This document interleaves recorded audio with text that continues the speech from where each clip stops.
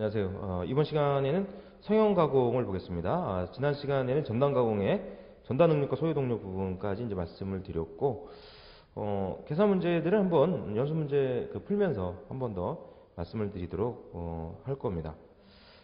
그러니까 이제 문제들이 이제 계산형 문제들이 적게는 한 문제, 많게는 서너 문제들이 나오죠. 20문제가 출제되는 그런 종목에서는 계산형 문제가 서너 문제 정도, 10문제 정도 출제되는 종목에서는 한 문제 정도 출제가 되는 편인데, 그런 이제 계산형 문제들은 어려운 문제들이 아닙니다, 사실. 그죠? 그렇기 때문에 그 계산형 문제가 나오면 일단 그건 무조건 맞고 봐야 된다는 거죠. 그래서 여러분들이 이제 수업을 듣고 정리를 하다 보면은 계산형 문제 나올 만한 게 딱 추려져요. 그게 약 전체 해봐야 한 20여 개 정도? 밖에 안 됩니다. 그죠? 공식 20여 개 정도 외우는 거야 역학에 비하면 그거 아무것도 아니죠. 그죠? 그리고 그냥 외우는 것도 아니고 기본적인 이제 원리는 재료역학 부분에서 이제 우리가 정리하면서 했던 그런 내용을 바탕으로 해서 원리는 충분히 이해할 수 있다라고 생각이 좀 됩니다. 이제 감이 온다는 거죠. 원리를 충분히 이해한다. 이런 표현이라고 해서 그렇지만 감으로 이해한다는 거죠. 감으로 다 온다는 거죠. 이렇게. 자, 그다음에 이제 성형 가공 지금 보는데 성형 가공의 종류 먼저 정리를 해두셔야 되겠죠. 성형 가공의 종류 정리를 해두셔야 됩니다. 첫 번째 이제 굽힘 가공, 밴딩 가공이죠. 밴딩 가공. 밴딩 가공은 소재를 휘는 이렇게 활 같은 거 만들 때 이제 이렇게 나무로 만든다 그러면 나무 소재를 굽히는 이런 작업이 이제 밴딩 작업이 되겠죠. 굽힘 작업. 그다음 이제 비딩. 장식도는 보강 목적으로 돌기부를 만드는 작업을 비딩 작업이다 이렇게 얘기합니다. 이렇게 판이 이렇게 이제 밋밋한 거보다는 판이 이렇게 이런 식으로 이제 돌출되게끔 이렇게 만드는 작업. 이런 작업을 이제 비딩 작업이라고 생각하면 되죠. 비딩 작업. 이런 이제 봉을 이렇게 휘게 해서 바깥쪽으로는 인장 변형이, 안쪽으로는 압축 변형이 생기도록 하는 변형은 굽힘 변형, 밴딩이 되겠죠. 밴딩, 비딩. 그다음에 딥 드로잉은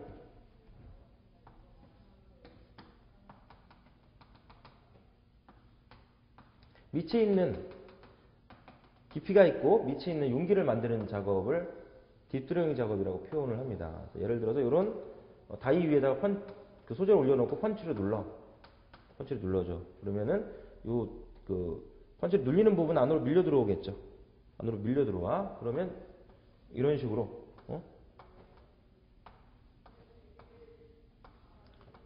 모양을 변형을 시킬 수 있어요. 이런 이제 밑이 있는 깊이가 있고 밑이 있는 이런 용기를 만드는 가공을 딥 드로잉 가공이라고 표현을 해주면 됩니다. 자, 이때 이제 펀치의 지름을 DP,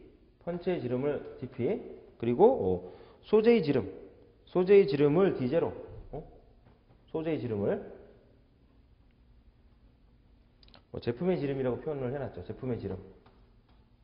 제품의 지름을 D0 이렇게 표현한다면 제품의 지름 분의 펀치의 지름의 비를 드로잉률이라고 표현합니다. 드로잉률 M으로 놓죠.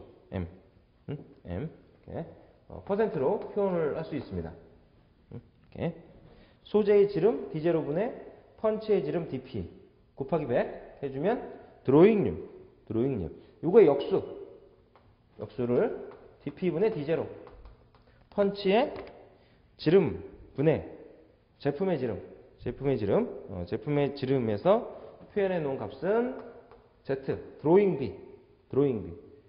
드로잉률은 백분율로 표현됩니다. 백분율로 표현되고 드로잉비는 그렇지 않죠. 그죠? 그래서 드로잉률의 역수가 드로잉비. 또 드로잉비의 역수가 드로잉률이 되겠죠. 드로잉률은 소재의 지름분의 펀치의 지름, 드로잉 B는 펀치의 지름분의 소재의 지름. 그래서 표현이 됩니다. 이렇게 다이 위에다가 소재를 올려놓고 펀치로 누른단 말이죠. 펀치로 누르면 펀치가 눌리는 부분은 밀려 내려오죠. 밀려 내려오는데 그 반면에 그 다이에 걸쳐 있는 부분은 위로 뜨겠죠. 위로 떠요. 위로 이렇게 이제 밀려 올라올 거란 말이야. 누르니까. 그러니까 이걸 올라오지 못하도록 여기에 이제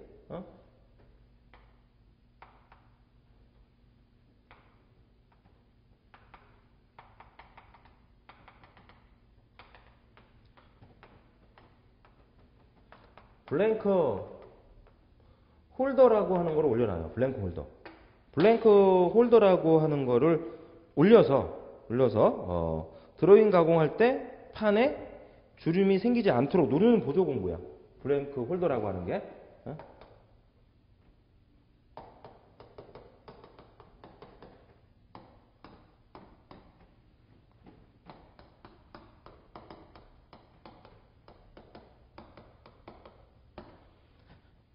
박판을 드로잉 가공할 때, 박판 얇은 판이죠. 얇은 판. 박판을 드로잉 가공할 때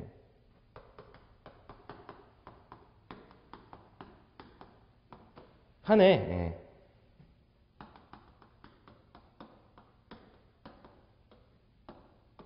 주름이 생기지 않도록 누르는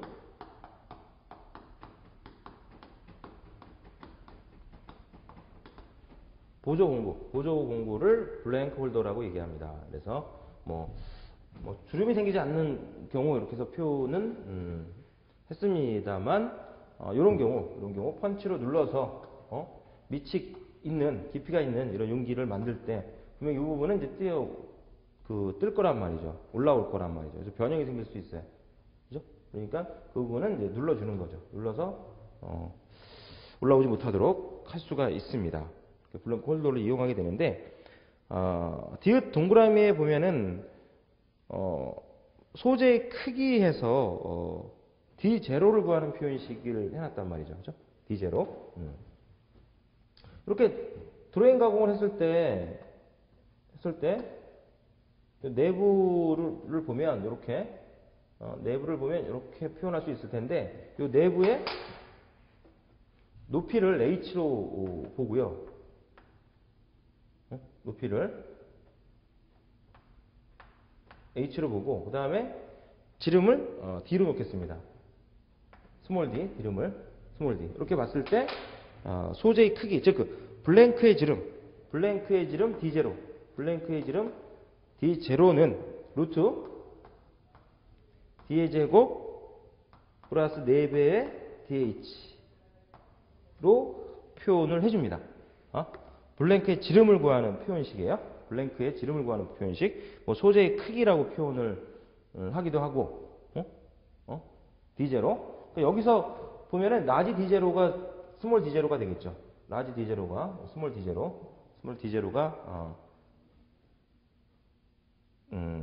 스몰 D0로 볼 수 있어요. 라지 D0를 이렇게. 예.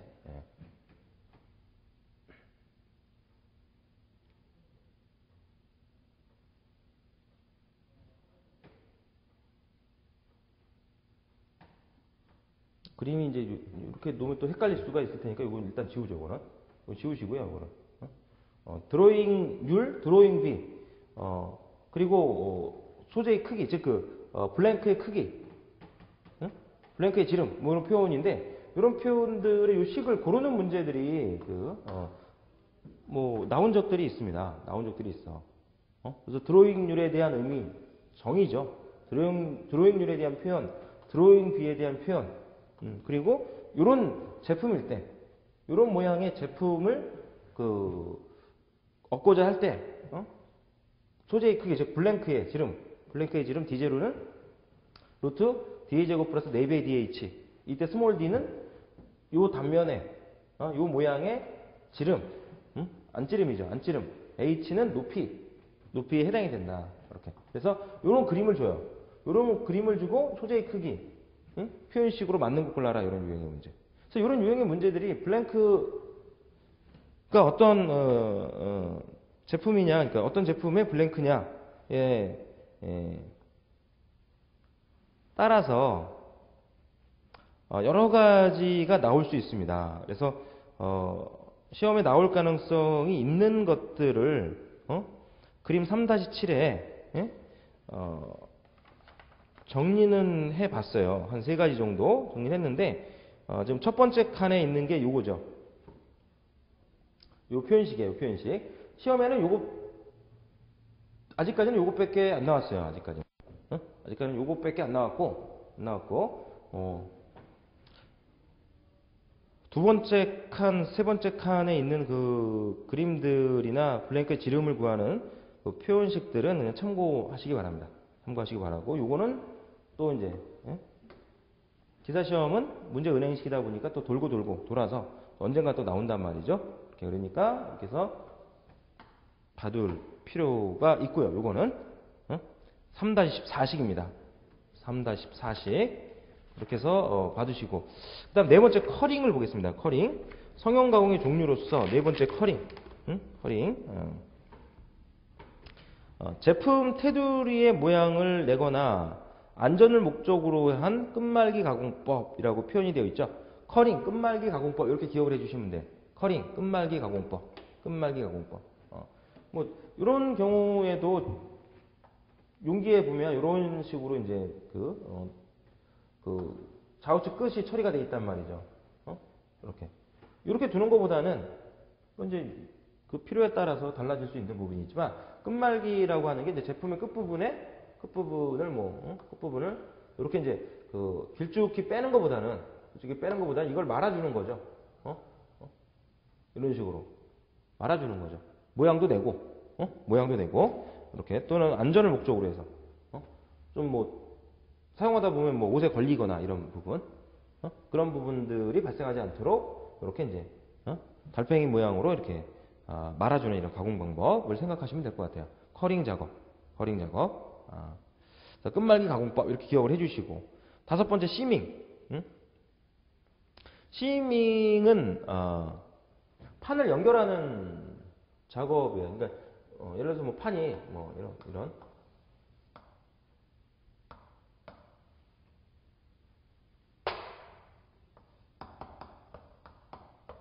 이제 두 개의 그 판을 이거를 연결하겠다. 그런 이제 방법에서 봤을 때는 이제 끝부분을 이런 식으로 이제 접는 거죠. 연결 부분을 이런 식으로 접어요. 이런 식으로 접어서 걸어주는 거죠. 이런 가공 방법. 이런 가공 방법을 시밍 가공이라고 얘기합니다. 시밍 가공. 그래서 여러 겹으로 구부려 두 장의 판을 연결시키는 형태의 가공 방법. 가공 방법을 시밍 가공 표현을 합니다. 그 다음에 여섯 번째 보면 벌진 가공. 벌진 가공도 일종의 용기를 만드는 가공이에요. 밑부분을 블록하게 만드는 작업, 금속 다이를 사용해서 이런 이제 정리를 해놨는데, 좀 입구보다는 중앙 부분을 조금 더 폭을 넓게 해서 이렇게 가공하는 가공 방법이에요.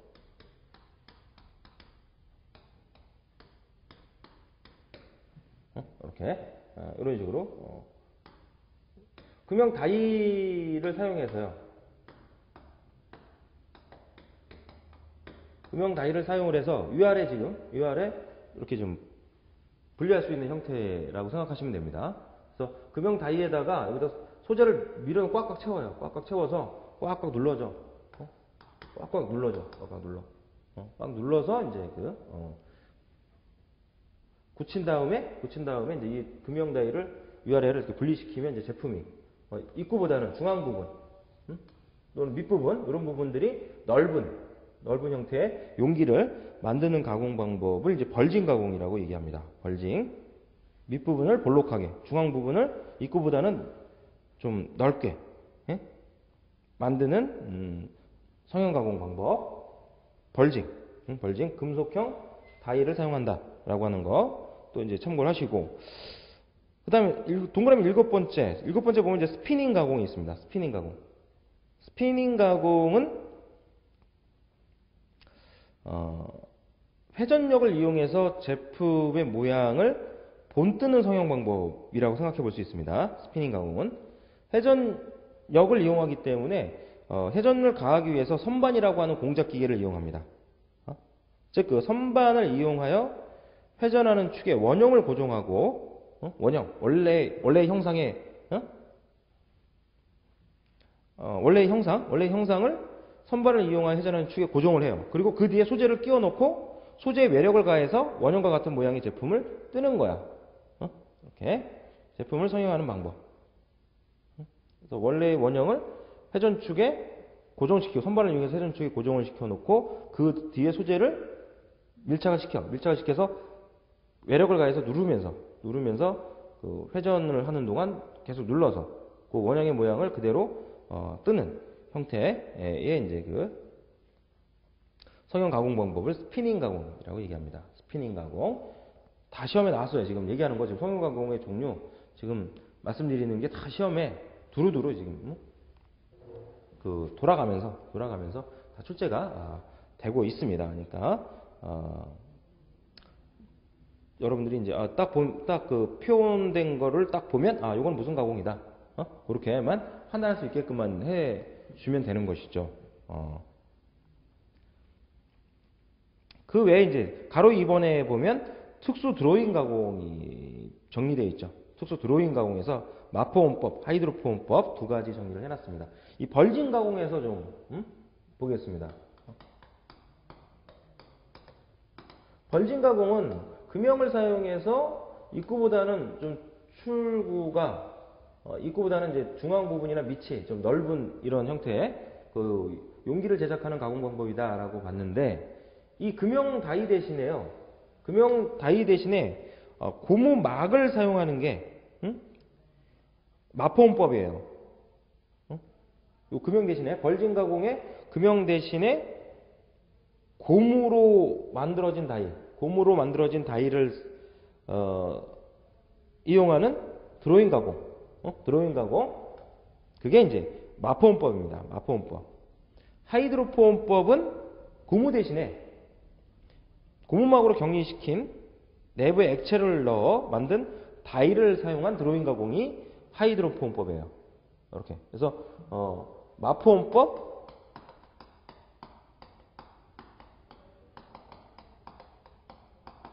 하이드로포온법은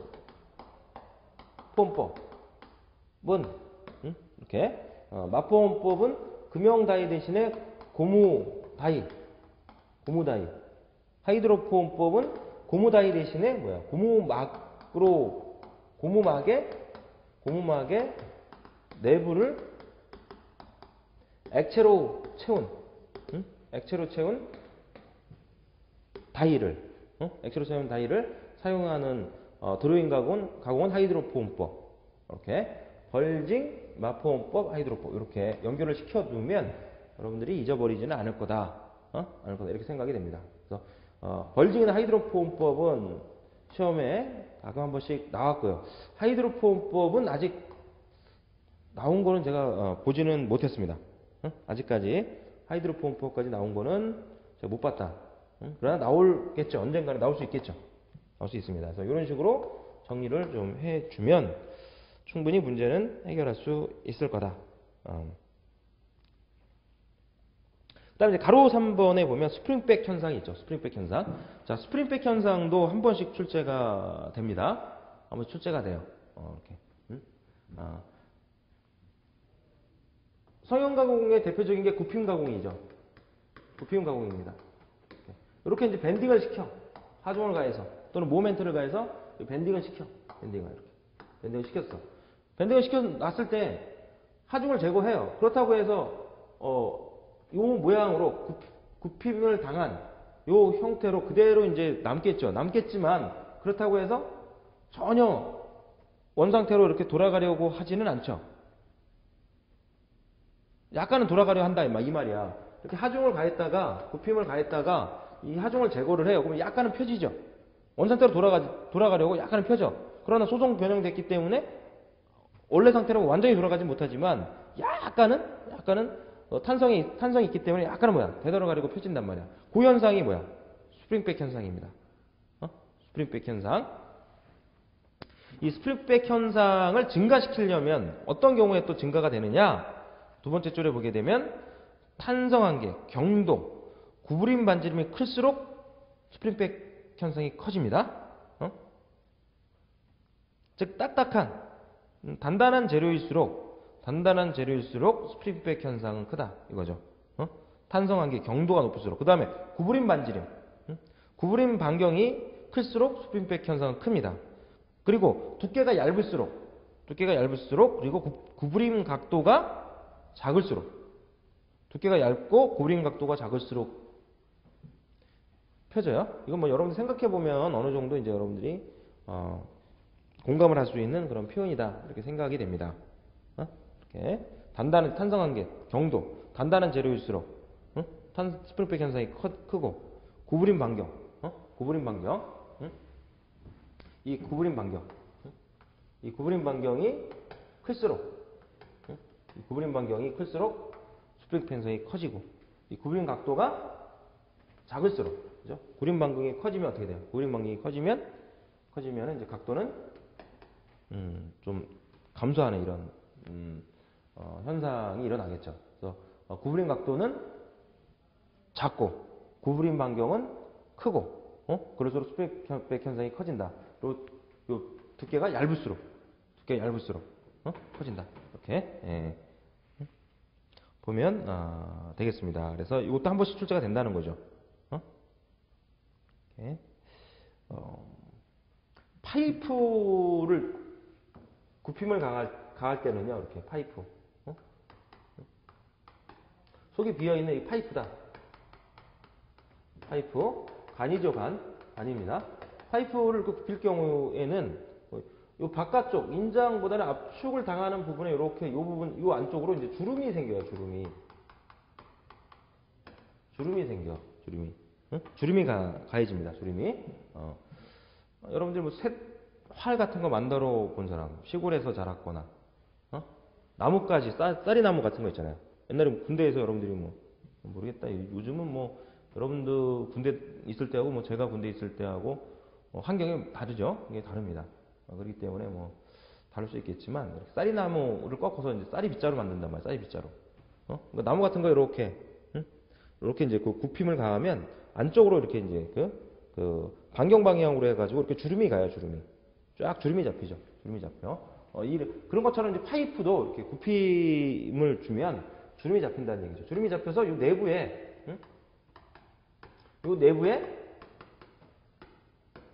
송진이나 모래 같은 거를 채워요. 송진이나 모래 같은 거를 채워놓고 이렇게 굽힘을 가해주면 이 주름이 잡히지 않는다고 합니다. 이거 참고로 알아두시고요. 이렇게 파이프 같은 경우에 이렇게 내부에 굽힘을 가해서 내부에 그 안쪽으로 주름을 잡히지 않게끔 하기 위해서는 내부에 이제 모래나 송진을 좀 채워서 그런 현상을 막아줄 수가 있다. 그런 거는 뭐 참고로 좀 알아두시기 바랍니다. 자, 여기까지가 성형 가공 정리를 해봤고요. 그 다음 네 번째 압축 가공. 그죠?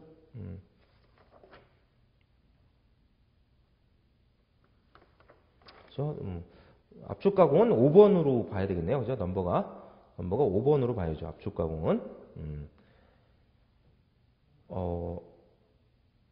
일단 이제 압축 가공의 종류를 보겠습니다. 압축 가공의 종류에는 대표적인 게 이제 네 가지가 있어요. 아빈 가공, 엠보싱 가공, 스웨이징 가공, 버니싱 가공 있습니다. 아빈 가공이나 스웨이징 가공은 앞에서도 한번 했었죠. 냉간 단조 작업의 종류다 이렇게 봤지. 냉간 단조 작업의 종류로서 아빈 가공, 스웨이징 가공, 그다음에 이제 콜드 헤딩 가공이 있다라고 해서 단조, 압형, 냉간 단조 종류에서 콜드 헤딩, 코이닝, 스웨이징을 봤어요. 압인 가공과 스웨이징 가공은 냉간 단조 가공이면서 압축 가공의 소형 판금 가공 중에 프레스 가공 중에 압축 가공의 종류다 이렇게 볼 수 있는 거고, 또 하나 추가를 한다면은요, 압출 가공에 보면 충격 압출 가공이 있었죠. 충격 압출 가공도 이 압축 가공의 성형 그 프레스 가공의 종류인 압축 가공의 종류로 볼 수 있어요. 그래서 다음 중 압축 가공의 종류가 아닌 걸 골라라라고 만약에 문제가 나왔다 그러면 그 보기에 충격 압출 가공이 들어가 있으면 그 충격 압출 가공도 압축 가공의 종류로 볼 수 있어요. 그래서 압인, 엠보싱, 스웨이징, 버니싱, 충격 압출 가공 그것도 포함을 시킬 수가 있을 것이다 생각이 됩니다. 압인 가공은 주화나 메달과 같은 장식품을 가공할 수 있는 가공 방법이다라고 보면 되죠. 그래서 두께가 어느 정도 두께를 갖고 있는 재료의 위아래 그 펀치로 눌러서 서로 다른 모양의 각인을 해서 나온 제품을 압인 가공이다라고 얘기를 할 수 있습니다. 그래서 주화나 예로는 압인 가공의 예로는 주화나 메달이 있다. 그리고 상하형이 서로 관계없는 요초를 가지고 있으며 재료를 압축함으로써 상하면에 서로 다른 모양을 각인시키는 이런 가공 방법을 압인 가공, 코이닝이라고 얘기합니다. 코이닝, 그 원어도 좀 알아두시고요. 엠보싱 가공, 올록블록 엠보싱, 엠보싱 화장지 있죠. 엠보싱 화장지. 그래서 위아래 모양이 서로 반대로 두께는 변화 없이 일정한 두께를 가지면서 위아래 모양이 서로 반대로 성형이 되어 있는 가공이 엠보싱 가공입니다. 엠보싱 가공. 소재의 두께 변화가 없는 상하 반대 모양의 요철 가공, 엠보싱 가공. 그래서 엠보싱 가공 같은 경우는 이렇게 위아래 올록볼록하게 이런 식으로 이제 되어 있는 가공을 얘기하는 거죠. 스웨이징 가공, 재료의 두께를 감소시키는 작업이라고 표현되어 있습니다. 스웨이징 가공은 압축해서 단면을 줄이면서 테이퍼 형태의 제품을 만드는 가공을 스웨이징 가공이라고 얘기했죠. 그래서 이런 모양의 제품이 있다 그러면 양쪽에서 압축을 해가지고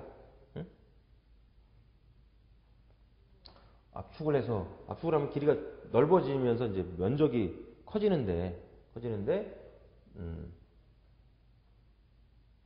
반대로 또 생각을 가하는 하중에 의해서 일어나는 변형이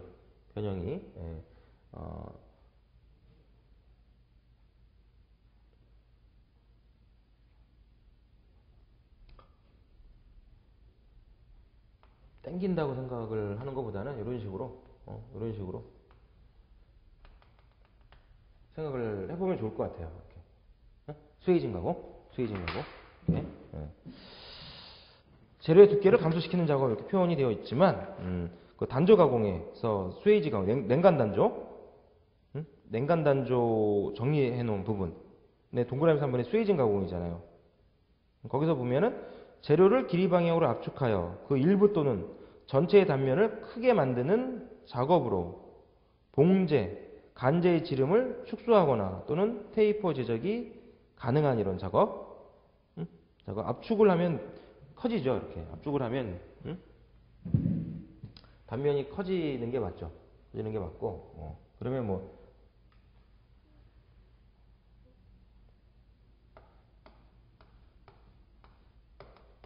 땡긴다고 생각을 해도 좋을 것 같고 땡기는 형태에서 단면을 이런 식으로 이렇게 축소시키고 테이프 형태로 이렇게 만드는 가공 형태. 스웨이징 가공 이렇게 해서 좀 표현을 해보겠습니다. 이렇게. 그 다음에 네 번째 보면 이제 버니싱 가공. 버니싱 가공. 버니싱 가공은,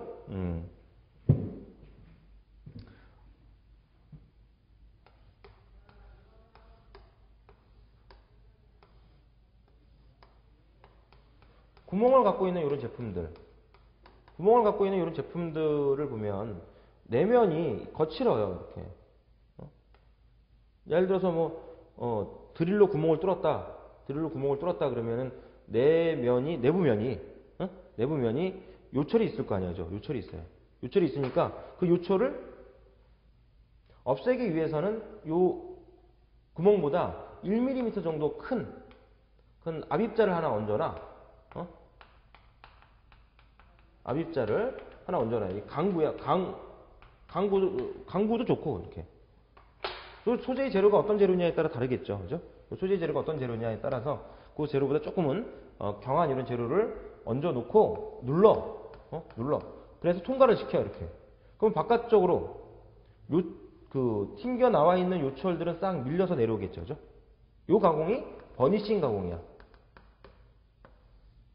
버니싱 가공입니다. 버니싱 가공.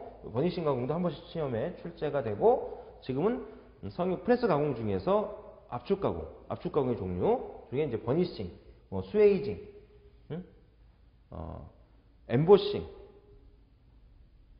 코이닝, 그다음에 충격 압축 등이 있다, 이렇게 이제 말씀을 드리고 있는 거죠. 이 정도로 해서 소송 가공 부분을 정리를 하겠습니다. 소송 가공 부분은 이 정도 내용 정리를 해두시면 되겠고, 출제될 만한 그런 내용이 많고 또 반드시 출제가 된다는 것이죠. 꼭 정리를 해 주셔야 됩니다. 실전 연습 문제는 나중에 내용 정리 다 끝나고 한 번에 몰아서 정리를 좀 하자, 문제를 좀 풀어보자, 이렇게 말씀을 드렸습니다. 그래서 소송 가공 부분은 일단 여기까지 정리를 하고, 다음 시간에는 4장 절삭 가공 부분 내용을 정리해 보도록 하겠습니다. 수고했습니다.